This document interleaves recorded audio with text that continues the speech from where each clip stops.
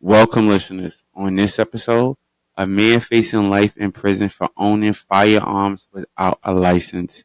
Also, meet an 11-year-old girl with an IQ higher than Einstein's. That starts right now on Chris Talks. Let's get into it. Can you feel it? Can you feel it? What's up, listeners? Welcome to another episode of Chris Talks. I am your host with the most, Chris Talks. Alright, let's get right into these stories. So, that's too hot. Thank you. Alright, thanks, Ed. Ed is here with y'all. Ed is here with us. I say y'all. Ed is here with us, y'all. He's in the house. He's chilling real quick. So, check it out. Let's get into these stories real quick. One of them is kind of bugged out. This story is a man is facing life in prison for owning a firearm without a license. It's kind of crazy, right? Where's this story bring us from? Oh, this is New York. Oh, this is the city. This is New York City. Wow. Bugged out. Alright, so before we get right into this one, I want to say hi to everybody. Hi. Yes, hi to everybody. I hope that you are enjoying your day because I am enjoying mine. Alright, so let's get to this story. Do we have it? Can we pull it up, Ed? Alright, cool. We're going to let our AI take over and drop this story for y'all. Alright, check it out. And I'm just give you my views and my opinions afterwards, and we can pay the bills. So check it out. Here we go. A New York City man is facing a mound of criminal charges and a sentence that would amount to life in prison after he shot and killed a man who, according to surveillance footage, was attempting to mug him. The kicker, the government appears to agree with the defendant, Charles Feiner, on at least one major point, that the shooting was justified. Indeed, prosecutors have not attempted to indict Feiner, 65, on any homicide-related charge. The counts he's facing, there were reportedly more than 24 of them at his arraignment, are related to criminal possession of various weapons. After police searched his apartment and found that only some of his firearms are licensed with the state. In other words, he is staring down decades behind bars for having guns that didn't have the proper stamp of approval from bureaucrats. Despite the government conceding that the practical use of his weapon, in service of protecting his life, was defensible. At around 2 a.m. on June 1st, video shows Feiner walking backwards slowly up a driveway as Cody Gonzalez, 32, assailed him outside a parking garage in Queens. Feiner pulled out his gun, which did not deter Gonzalez from continuing to lunge toward him. After Feiner fired the fatal shots, Gonzalez can be seen briefly sprinting in the other direction before collapsing. The defendant was on the street with a loaded, unlicensed gun, said Judge Jerry Yanis of Queens Criminal Court in an early June hearing, during which he set bail at $50,000, double what the Office of Queens District Attorney Melinda Katz sought. There are too many shootings in this city. The court is quite concerned with what we see. In some sense, it's difficult to disagree with Yanis on the latter point, though violent crime in New York City has recently seen a significant decline. The number of deadly shootings would, in a perfect world, be zero, apparently lost on him. However, is that exercising the right to self-defense is not a crime? The court should be more concerned that Feiner is facing the rest of his natural life in a cage for what essentially amounts to an administrative faux pas, more time than Gonzalez, who had at least 15 prior arrests, had spent behind bars, and more time than he would have gotten had he survived and faced prosecution for the attempted mugging. You have New York City saying, yes, this mugger with this lengthy history, he's not someone who is probably going to end up in prison for a long time. But the guy who defends himself against the mugger, who's otherwise a peaceable citizen, that's the guy who deserves life in prison, says Amy Swearer, a senior legal fellow who focuses on Second Amendment issues at the Heritage Foundation. It doesn't make any sense. It is particularly nonsensical against the current political backdrop, where criminal justice reform has been touted as a paramount priority in left-leaning jurisdictions across the country. Katz, who brought the charges, has described herself as a progressive prosecutor, yet it is difficult to look at her treatment of Feiner and see it as anything but a fulfillment of the worst stereotypes characterizing the tough-on-crime movement, in which an iron fist flattens people with spurious criminal charges, ruining their lives in the process. That pivot can, at least in part, be explained by the general aversion many left-leaning folks have to guns. It's worth noting, though, that some of the progressives closest to the legal system understand the problem for what it is: overcriminalization. One such example, in 2021, public defenders with the Black Attorneys of Legal Aid, the Bronx Defenders, and Brooklyn Defender Services filed an amicus brief supporting the plaintiffs in New York State Rifle and Pistol Association, Inc. v. Brune, a landmark 2022 Supreme Court decision in which a majority of the justices hamstrung a New York law governing concealed carry, thus expanding people's right to publicly possess guns for self-defense. The incorporated Second Amendment affords the people the right to keep and bear arms, despite the clear text in this court's precedent. New York's licensing regime does the opposite, wrote those public defenders in their brief to the court. It deprives everyone of that right, only returning it to those select few who manage to first secure a firearm license from the police. For everyone else, possession of a firearm is effectively a violent felony, punishable by 3.5 to 15 years in prison. They offered several case studies centered around people whose lives were similarly upended. Among them were Benjamin Prosser and Sam Little, who had both been victims of violent crimes and who are now considered violent felons in the eyes of the state simply for carrying a firearm without the mandated government approval. Little, a single father who had previously been slashed in the face, was separated from his family while he served his sentence at the Vernon C. Bain Center, a notorious jail that floats on the East River. The conviction destroyed his nascent career, with the Department of Education rescinding its offer of employment. Those names didn't make headlines, but there are many like them, and like Charles Feiner, whose violent crime was running afoul of licensing laws. Disproportionately, it ends up being people of color who do get tagged with these violent felony offenses, with these mandatory minimums, not because they're violent, says Swearer, but because they have the audacity to exercise their Second Amendment rights without jumping through all of the time-consuming and expensive barriers. But perhaps most fraud is that Feiner had fulfilled the licensing requirements for 5 of his firearms, meaning the state acknowledged and understood that he was an upstanding citizen. He had just neglected to do the same for the remainder of his weapons collection, almost certainly a result of the procedure being time and cost-intensive. The sole difference, adds Swearer, is that he did not go through the other arbitrary and capricious and time-consuming and expensive process to get specifically a pistol license. Not everyone has hundreds of dollars to burn. How much time Feiner may spend behind bars will possibly turn on whether or not he decides to go to trial. It should not be surprising that the DA bombarded him with an extensive laundry list of charges, as prosecutors often overcharge in order to scare defendants into taking a plea bargain. Trials are uncertain, after all, so, though Charles Feiner may know deep down he is innocent, he will have to decide if his insistence is worth the rest of his life. Oh, this is a lot to dig into, people. This is a whole lot to dig into. And I am going to break it down and give you my view and my opinion right after we pay these bills. So check it out. If you like this content and want to hear more of this content,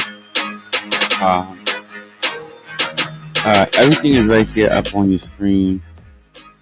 So this, thank you. Yeah, that should be good. That's good. It's not too loud in my head. Yeah, that's good. All right, so if you like this content and you want to hear more of it, all the links are right there on your screen, so y'all can check that out. Y'all know what to do. Hit that subscribe button. It's a little bit to you, but it's a lot to me. So hit that subscribe, like, and notifications. Check this episode out. It will be featured on YouTube. We usually post up every Monday, Wednesday, and Friday, right? Yeah, Monday, Wednesday, and Friday. Yeah, Monday, Wednesday, and Friday. So you can check out any one of our episodes is posted up every Monday, Wednesday, and Friday. Okay, so that's what we try to do. Yeah. So okay. So I'm gonna cut it right there. We could do everything else later because I really want to dig into this one, and I really do want to dig into this one. So let's get into it. Okay. So I want y'all to understand what is going on here. Okay.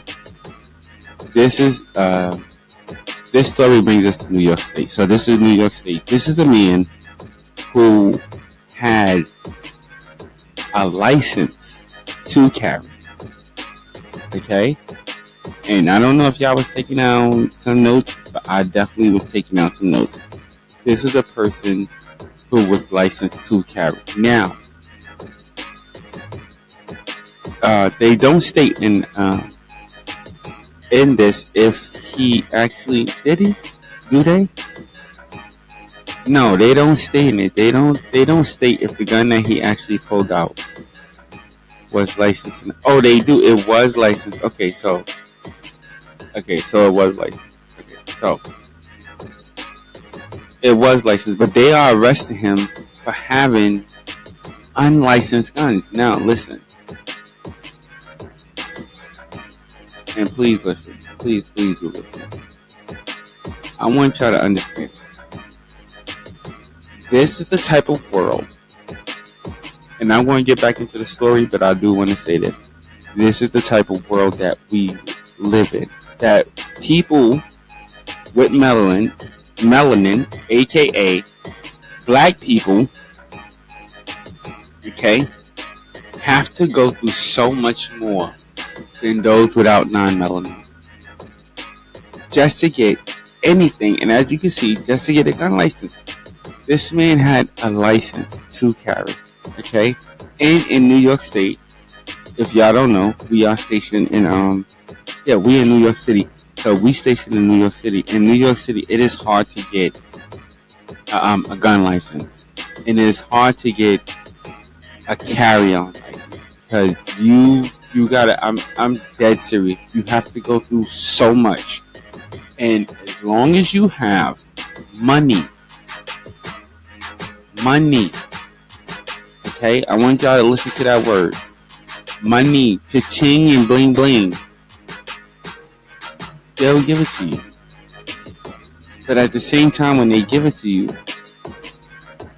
the police, the New York City police, yes, I said it, New York City police, does give you a hassle with having it. When you are of color, when you have melanin, when you are dark skinned, yes, you do get a lot of drama for having it, even when you are legally able to have it. This man was legally able to have his gun. He's facing life in prison because he does not have because 5 of the guns, right? Is it 5? Is it 4? Is it 5? 5. Okay, 5 of the guns. 5 of the guns is not legal. 5 of them. Out of probably 10 or 20 that he owned. 5 of them. And if you paid attention, this man, he got, I'm just assuming this because of how the story went. If you was paying attention, he probably got the license because he was assaulted at some point, because it does state that he was cut. It does state that he was cut. Now, if I was cut in the face, in the arm, in the leg, whatever, by some guy who was attempting to rob me or whatever, then yes, if I wanted to do it the legal way, then I would obtain a gun. And I don't think this man is. I don't think. Maybe he should face some time for having the illegal gun, but he should not be facing no damn life in prison. No, but this is the American justice system.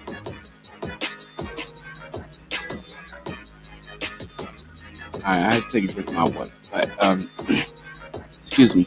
But this is the American justice system, and this is how it works, especially in New York.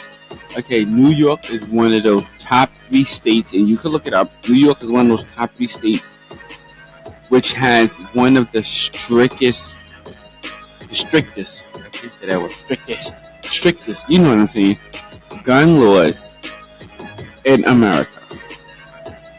Yet, it harbors some of the most guns. Yet it has the strictest gun.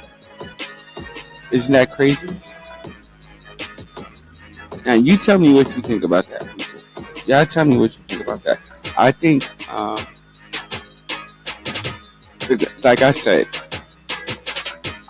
like I've always said on previous shows, I think the gun laws should be enforced. I don't think we need new ones. I think the ones that are already there just need to be enforced. But I will say this. Some states are very strict on gun laws. And the strictness of these states, if you would really take a look at it, it does. Some of these states, not all of them, but some of these states, they do go against the amendment, the right to bear arms. They do go against them because they make it so hard for you to have that right to bear arms. They put you through so much procedures, and the procedures that they push you through, yes, it does cost hundreds of dollars. Me, myself, I'm about to tell you my personal life. I'm about to get into it. I shouldn't get into it, but me, myself, trying to just get I try to get a transfer. Trying to get a transfer for a gun license from one state to another is hard because they fall under different laws, and there's different things that you have to have, and you get different things that you once you transfer to this state, when you try to recertify for, I'm gonna use the word recertify, okay? That's the word I'm gonna use. Recertify. Stop! You pressed the wrong button. But recertify a gun license in New York, it is difficult, and I have been through it. It's difficult. And when you go to other states, it's difficult. Pennsylvania. What was the other state that it was difficult? Jersey. Yes, Jersey. Yeah, it's just as difficult in Jersey as it is in New York City. Yes, to transfer a gun license. Now, this is it. This is the issue that I'm talking about. It's just a transfer. You understand what I'm saying? A transfer. It's not like you got it in that state, you got it in another state, you're transferring it to this state. Now, this state falls under all these different rules and regulations and all this other stuff just to have a weapon. Just to have the right to bear arms. And it's messed up. And that is what this guy, to me, that's what he went through. Because in New York City, yes, the laws for having a firearm, even in a business, the laws for having a firearm in the state and in the city of, well, not the state, but the city of New York, they're strict. It is very hard. It is very, very hard. And it is very, very costly. It is very costly. And like you heard in this report, not everybody has that money. But, and this is why you have a lot of people who buy illegal guns, because not everybody has the money to get it registered and get it legally registered and all this other crap and all that red tape. They don't have all the money for that red tape, but they have the money to purchase the gun. Now, I got the money to purchase the gun and the bullets, but I don't have the money to go through all that government paperwork. But I need the protection. And that's why you have a lot of people who sit there and they buy illegal guns because they don't have all of the money all the time. Let me throw that in there, all the time for all that red tape. But they do have the money to purchase the gun and the bullet to protect themselves because they need it for some type of reason. Now, if you're doing stuff illegal, which we do not promote on the show, we don't promote no type of illegal or illegal stuff or violence, that's a different story. If you are promoting, if you are obtaining a gun just to go out there and rob somebody, to rob a store, to rob a business, to rob some type of business or whatever, like I said, just to rob somebody, that is dumb. That's dumb because you're gonna get caught. You might get caught, you might not. I don't know, but it's a foolish and dumb crime. If you're having a gun, which they are meant for, to protect yourself and protect your family, that's different.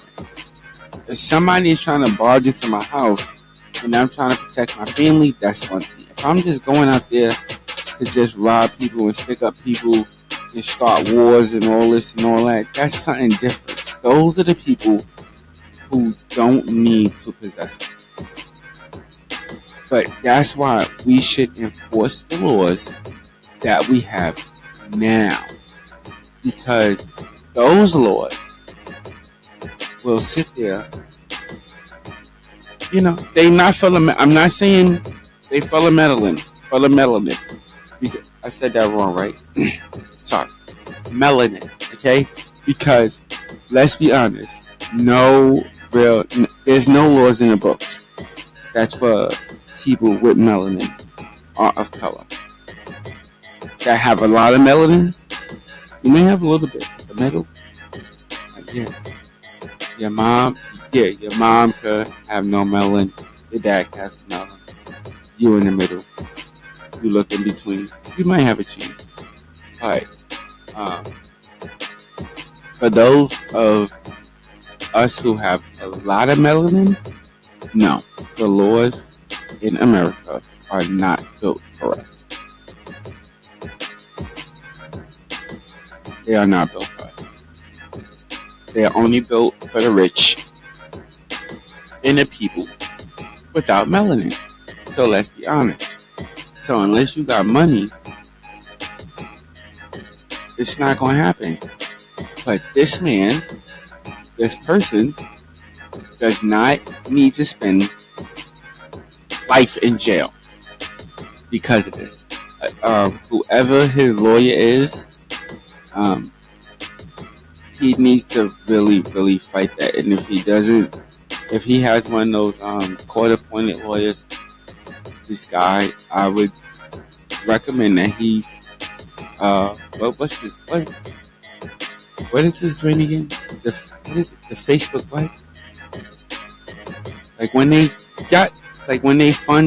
When they set up some type of fund, yeah, like the Facebook funding, yeah, when they set up some type of fund for you, yeah, do a funding where you can set up something where people can help you get a regular lawyer, somebody to really fight this, because if this guy is to go to jail, he should only face a little bit of time. In my opinion, he should probably only face a little bit of time for the possessions of the illegal guns. But the act itself, he was protecting. So,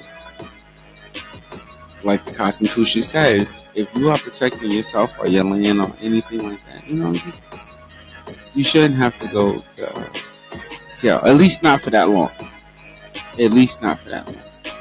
We don't know everything yet, but at least not for that long. All right, let's get into this next story, which is about an 11-year-old. Yes, good news. I want to give a round of applause for this story before it even starts. Do it. Hit the applause button. No. Do the what's the other one? The chair. Yes, the chair button for this young woman. Okay, so this young woman is 11 years old. Okay, and her IQ is higher than Einstein, right? Einstein, and she's already a college graduate. Already a college graduate. So, yeah, let's do this. Yeah, I am so interested in this story. 11 years old and graduated from college already. I didn't even go to college. So, at 11, these are part of those. What are those? What are these good? What's that name of that movie? Name them. What's the name of Baby Geniuses? Yes, these are one of these baby geniuses.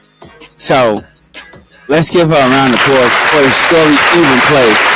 But play the story. I want to hear how this goes. Let's check this out. AI, take over and do what you do. Hit it. Every once in a while, a child with unique abilities captures the world's attention. And Adhara Perez Sanchez, an autistic 11-year-old girl, has become such a phenomenon. Born in 2011 in Lahuic, Mexico, Adhara was diagnosed with Asperger syndrome at the age of 3 and faced bullying in school due to her condition, leading her to change schools. However, with the support of her parents, who believed in her abilities, Adhara persevered and is now reaping the rewards of her determination. Commonly, young children with Asperger's syndrome face challenges in social interaction and often exhibit rigid and repetitive behavior and thinking patterns. However, Adhara defies these stereotypes, boasting an intelligence quotient, IQ, of 162, which surpasses that of renowned scientists Stephen Hawking and Albert Einstein. She has become a shining example of black girl magic. While some skeptics have raised eyebrows at Adhara's achievements, as children her age are typically still learning basic concepts, she continues to amaze the world with her extraordinary talents. Adhara completed elementary school at the age of 5 and middle school and high school at the age of 6, leaving everyone astounded. This child genius has already obtained a degree in systems engineering and is now pursuing a master's in industrial engineering. Adhara dreams of becoming an astronaut and working with NASA, aiming to become the first Mexican woman to travel to space. She has even delivered talks about her deep interest and knowledge in aerospace. In 2021, she was recognized by the Senate of the Republic, hailed as one of Mexico's 100 most influential women, and featured on the cover of Marie Claire Mexico. That's amazing. That's what I'm saying. I was so interested in that story. Give my background. Thank you. But this one, and thank you, Ed, for dropping. Let's drop a bomb on Ed. Let's give him an applause real quick. Thank you, Ed, for dropping this story on us. This story comes out of Mexico, of course. Y'all know Ed is working abroad, but Ed, this was really good. 11 years old, and she was. They said she had autopsy, right? Yeah. So, I want. Can we give her an applause? Guys, coming through something like that and going as far as she did, coming as far as she did, because she still has a ways to go. At 6 years old, she was already at 11 years old. No. What does it say? 6, right? 6. Around 6 years old, she was in high school. Come on.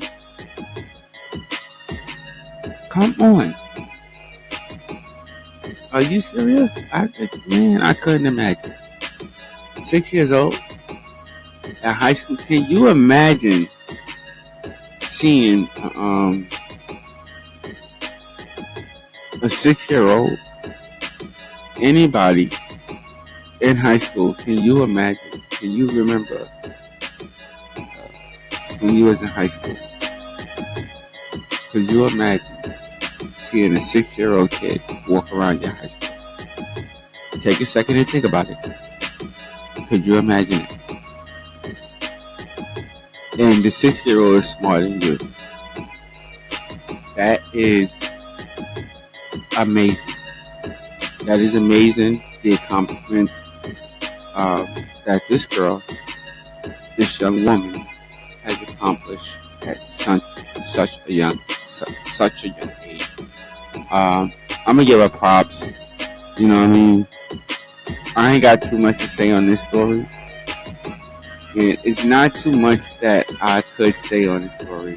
I mean, Ed, this was a good story, but it's not too much that I can say on the story because this story is still developing because she's only 11 years old.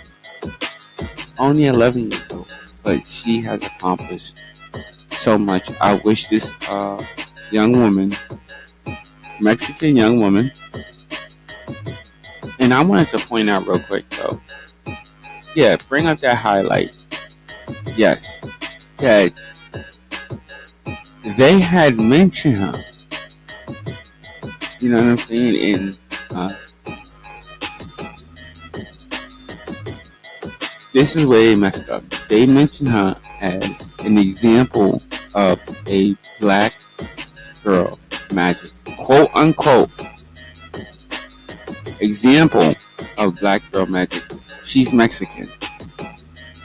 Like, where did that come from? Where did that come from? If she's Mexican, how is she an example of a black girl magic? People, if you're gonna report, let's report right. You know what I'm saying? I just caught that because it was in the report, and as y'all know, we go to a bunch of different sources to get the report, but I just had to catch that they said black girl when she's Mexican. So, I mean, you know, yeah, one of those. Can you stop? Thank you. All right. It's just something for y'all to think about. These, like I said, like the mainstream media and stuff, they mess a lot of stuff up. And I'm sorry if that report we messed up, but I did try to catch that. That's the fact that they called a black girl. She's clearly Mexican, so I had to point that out. All right, let's pay these bills and get up out of here. All right, y'all. All right, so if you like this content, you want to hear more of it, y'all know what to do. All the links and stuff is right there on your screen. Hit that subscribe button, hit that notification, hit those likes, and share this video with some of your friends if you really like it. You know what I mean? But yeah. What? Yeah, I heard you the first time. Ed is an a-hole. I'm telling you, I don't like him sometimes. I don't like people with no melanin and like no melanin. Yeah, you hit the right button. Yeah, you do a joke sometimes, but not now. All right, so I'm just playing, Ed. I'm just playing. Don't take me seriously. I'm just playing. I'm hungry. You know I get when I'm hungry. You know how I'm sorry, y'all. We having this conversation right on air. I get very upset when I'm hungry. I don't like to be hungry, Ed. I'm hungry.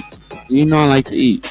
That's why we don't do no live footage, because you see me, I'm a cow. Yeah, I'm a cow. You don't want to see a cow. You want to see a cow? You don't want to see a cow.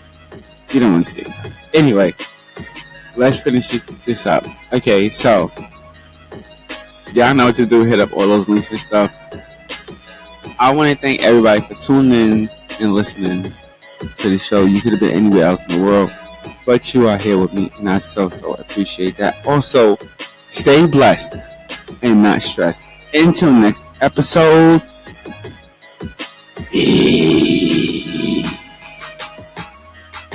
Can we go eat now?